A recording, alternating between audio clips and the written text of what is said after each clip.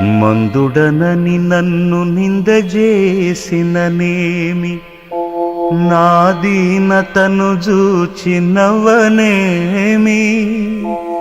దూరభావము లేక తులనాడిననేమి, ప్రీతి సేయక వంకబెట్టనేమి, కక్కసంబులు పల్కి వెక్కిరించిననేమి,